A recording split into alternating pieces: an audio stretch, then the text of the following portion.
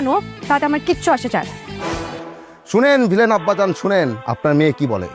আমরা নিজ ইচ্ছায় বিয়ে করেছি, আপনার আমাকে স্বীকৃতি দিতেই হবে এবং আমি বাড়ির জামাই।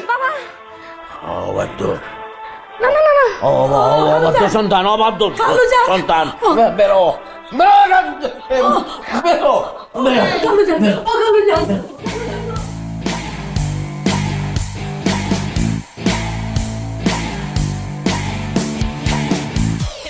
এখন পরিস্থিতি একদমই সুবিধার না।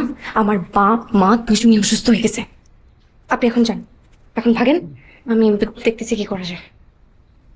এভাবে অভিনয় করতে বিপদ, তারপর তো মার্ডার কেসে আসামি হয়ে যাবো। এভাবে অভিনয় করা বিপদ না, আপনি পুরো মানুষটাই একটা বিপদ। 100 বার বলছি যে অ্যাক্টিং করলে বিশ্বাসযোগ্য ভাবে করবেন, না তো ওভার অ্যাক্টিং করবেন না। এখন দেখছেন অবস্থা। আপনি কাজ করেন, আপনি যান, এখন যান, আমি দেখতেছি কি করা যায়। আচ্ছা ঠিক আছে, যাই।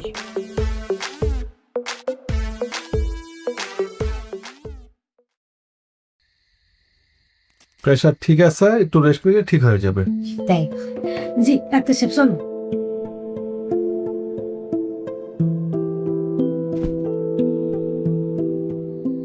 আঙ্কেল, এটা কিভাবে সম্ভব? আমি রিদিকে সারাক্ষণ চোখে চোখে রাখছি, আমি জানি ও কোথায় কি করতেছে। এই ছেলেকে আমি ওর সাথে জীবনেও দেখি নাই। আমার মনে হচ্ছে সামথিং রং। লিলিকে আমি পেটে ধরেছি, আমার থেকে ভালো কেউ ওকে চেনে না। ওর যদি কারোর সাথে সম্পর্ক থাকতো তাহলে সবচেয়ে আগে আমি জানতাম। আমার বিশ্বাসই হয় না। আন্টি একদম ঠিক বলছে। রিদি যে না কুচু মেয়ে, আমি ওর ফিয়ন্সে, আমাকেই কাছে ঘেঁচতে দেয় না।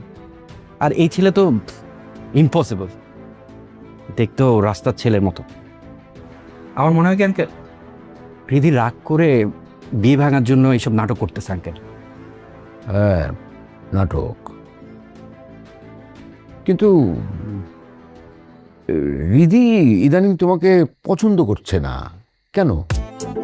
আবার যে ছেলেটাকে নিয়ে এলো ওর কথাবার্তাও ঠিক স্বাভাবিক মনে হচ্ছে না, কোথাও একটা ঝামেলা আছে।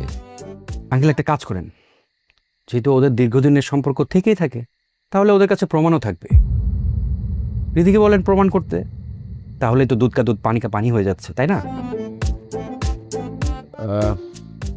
রবিন মা, জি খালুজান। এই এই রিদিকে একটু পাঠাও তো। ডালা না কেন, আমি নিজেই আসছি।